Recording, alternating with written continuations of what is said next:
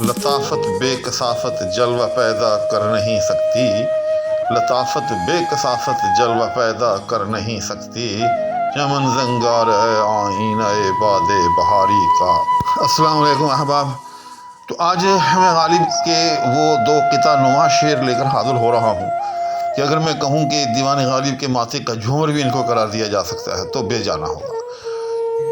جس طرح سے یہ شعر جو ہے لفظ لطافت سے شروع ہو رہا ہے، سچی بات یہ ہے کہ یہ واقعی اتنا لطیف شعر ہے اور اتنا عالی اور اتنا رفیع شعر ہے کہ جتنی بھی اس کی داد دی جائے اس شعر کو، جتنی بھی اس کی تحسین کی جائے کم ہے۔ تو آئیں بلا تاخیر اس شعر کی جو ہے وہ تفہیم کی طرف بڑھتے ہیں۔ سب سے پہلے اس کے مشکل الفاظ کا ایک جائزہ لے لیتے ہیں۔ شروع ہی میں دو الفاظ ہیں، لطافت اور کثافت۔ لطافت کو سمجھنے کے لیے لطیف کا لفظ بھی دیکھ لیتے ہیں اور کثافت کو سمجھنے کے لیے کثیف کا لفظ بھی دیکھ لیتے ہیں۔ یہ دونوں آپس میں جو ہیں وہ متضاد ہوتے ہیں۔ لطیف اس چیز کو کہا جاتا ہے کہ جو بہت ہی یوں سمجھیں کہ غیر محسوس ہو، ہاتھ لگانے سے جو ہے وہ ہاتھ نہ آئے، چھونے سے وہ چھوئی نہ جا سکے۔ اور کثیف اس کے مقابلے میں وہ ہے کہ جو باوزن ہو، جس میں جو ہے وہ کثافت ہو۔ آپ میں سے اکثر نے میٹرک کی ہوگی اور اسکول میں آپ کو یاد ہوگا کہ سائنس میں، کیمسٹری میں ایک سوال ہوا کرتا تھا جس میں ہم چیزوں کی کثافت معلوم کیا کرتے تھے، فارمولا ہوتا تھا کہ اس سے اتنی کثافت ہو گئی، اس سے اتنی کثافت ہو گئی۔ اور سچی بات یہ ہے کہ اس وقت اس بات کا قطعاً کوئی شعور نہ ہوتا تھا کہ اس کثافت سے مراد کیا ہے۔ بس انگریزی میں اس کو ڈینسٹی کہتے تھے، اردو میں اس کو کثافت کہتے تھے، بس اس سے زیادہ جو ہے اور کچھ معلوم نہ تھا۔ لیکن اب جا کے سمجھ میں آتا ہے کہ اس کثافت سے مراد کسی چیز کا جو ہے وہ گاڑھا پن ہے، کسی چیز کا جو ہے وہ وزنی ہونا ہے، جبکہ اس کے مقابلے میں جو ہے وہ لفظ ہے لطافت یا لطیف، یعنی وہ چیز جس میں لطافت ہو وہ لطیف کہلائے گی۔ تو اس سے مراد وہ چیز ہے کہ جس میں یہ گاڑھے پن جیسے اوصاف نہ ہو۔ اس کے بعد اس سے پہلے مصرے میں کوئی ایسا خاص لفظ نہیں، جلوہ جلوہ کہتے ہیں۔ دوسرے مصرے میں آ جائیں تو چمن زنگار ہے آئینہ باد بہاری کا، تو چمن باغ کو کہتے ہیں۔ زنگار جو ہے زنگ کو بھی کہا جاتا ہے، اور بطور خاص یاد رکھیے گا کہ آپ نے دیکھا ہوگا آئینہ، شیشہ جو کہ ہم بازار سے خریدتے ہیں منہ دیکھنے کے لیے، تو اس کی پشت کے اوپر جو ہے ایک مسالہ سا جو ہے وہ لگا ہوا ہوتا ہے، کسی کے رنگ کا ہو سکتا ہے، اور جب تک وہ مسالہ جو ہے اس کی پشت پر نہ پھیرا گیا ہو، اس آئینے میں سے ہم اپنا عکس نہیں دیکھ سکتے۔ پھر جو سمجھیں کہ ہماری منہ سے نکلنے والی شعاعیں جو ہیں وہ اس آئینے کے آر پار ہو جاتی ہیں، اس طرح سے وہ عکس نہیں بناتی۔ تو جب کسی بھی آئینے کی پشت پر جو ہے ایک مسالہ پھیر دیا جاتا ہے، یا یوں سمجھیں کہ اس کے پیچھے جو ہے وہ قلعی کر دی جائے، تو پھر اس میں سے جو ہے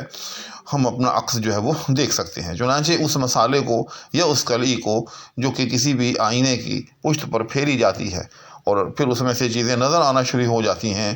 اس کو زنگار کہتے ہیں۔ اس کے بعد آگے ایک پورا مرکب ہے آئینہ باد بہاری، تو باد بہاری کا آئینہ۔ ناظرین، اب آتے ہیں اس شعر کی تفہیم کی طرف۔ جہاں تک اس کی تفہیم کا تعلق ہے تو یاد رکھیے گا کہ اس شعر کے دو مفہوم ہیں۔ ایک وہ مفہوم ہے کہ جو اس کے لفظوں سے ہمیں معلوم ہو رہا ہے، جو بظاہر نظر آ رہا ہے، یوں لگتا ہے کہ یہ شعر اسی مقصد کے لیے کہا گیا۔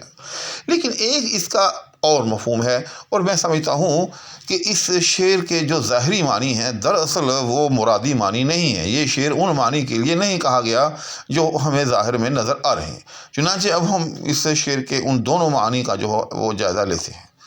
تو پہلے معنی، لطافت بے کثافت جلوہ پیدا کر نہیں سکتی، اس میں غالب نے ایک اصول فراہم کیا، ایک دعویٰ دیا، ایک بات کہی۔ وہ بات کیا ہے؟ وہ بات یہ ہے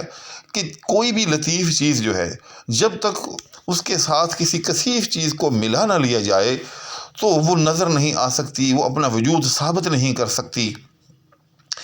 اس کو اپنا وجود ثابت کرنے کے لیے، اس کو محسوس ہونے کے لیے، محسوس کروانے کے لیے کسی نہ کسی کثیف چیز کا، کسی صاحب جسم چیز کا جو ہے وہ سہارا لینا پڑے گا۔ میں اس کی مثال یوں دے سکتا ہوں، جیسے پھول میں جو خوشبو ہے، اب خوشبو جو ہے وہ لطیف ہے، تو ظاہر ہے جب تک وہ پھول کی پتی سے نہیں ملے گی، اور پھول کی پتی جو ہے وہ کثیف ہے، چونکہ وہ ایک جسم ہے، وہ ہاتھ لگائے سے جو ہے وہ محسوس ہوتا ہے، وہ پھول کا جسم جو ہے یعنی پھول کی پتی جو ہے، تو جب تک وہ خوشبو جو ہے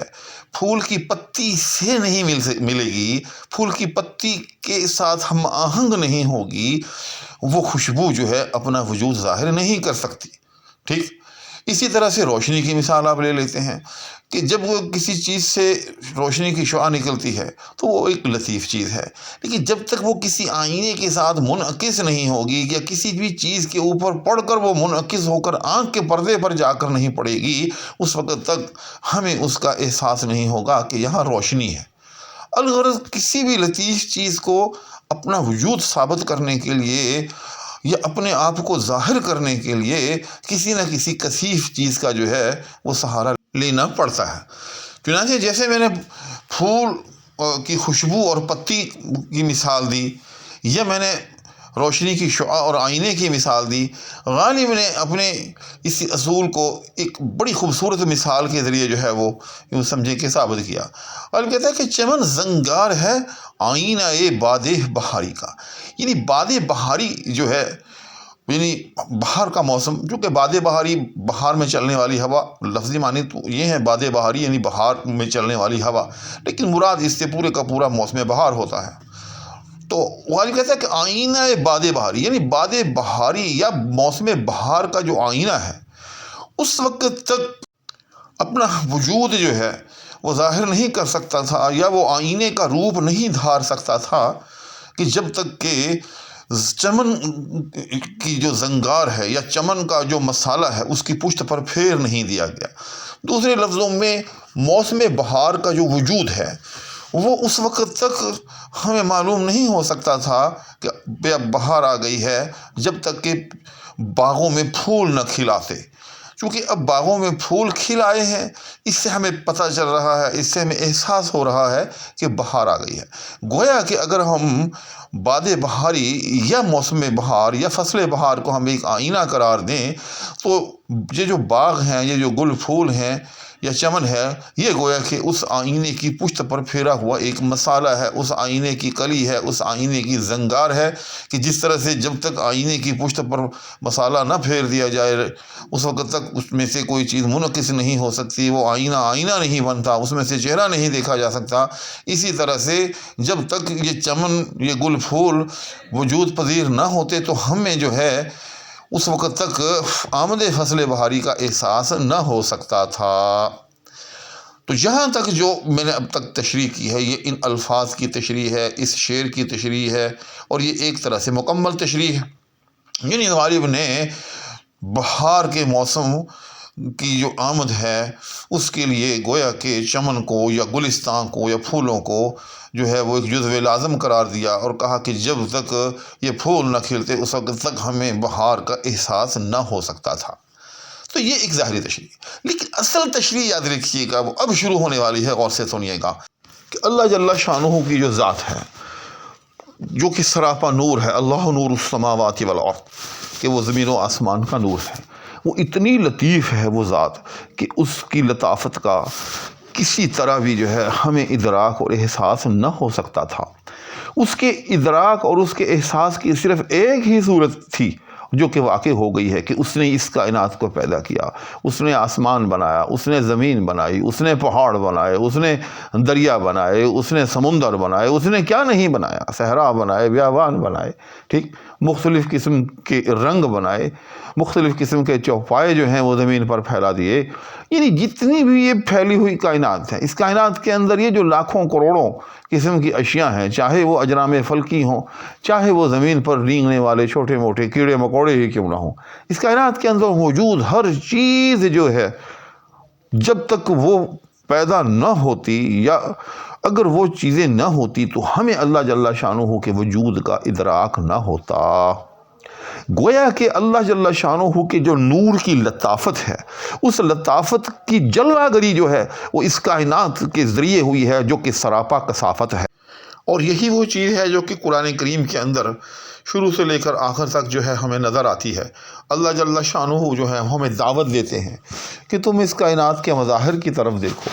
اس میں تمہیں میرے وجود کی دلیلیں نظر آئیں گی۔ فرمایا کہ ان فی خلق السماوات والارض واختلاف اللیل والنہار لآیات لأولی الالباب، فرمایا کہ بے شک آسمان و زمین کی تخلیق میں اور دن اور رات کے آنے جانے میں، عدل بدل میں جو ہے وہ اہل عقل کے لیے جو ہے وہ نشانیاں ہیں۔ اور سورہ رحمان سے کون نا آشنا ہوگا کہ جس میں بار بار فرمایا کہ فَبِأَيِّ آلَاءِ رَبِّكُمَا تُكَذِّبَانِ، کہ اتنی نشانیاں دیکھ کر بھی تم مجھے جھٹلاتے ہو،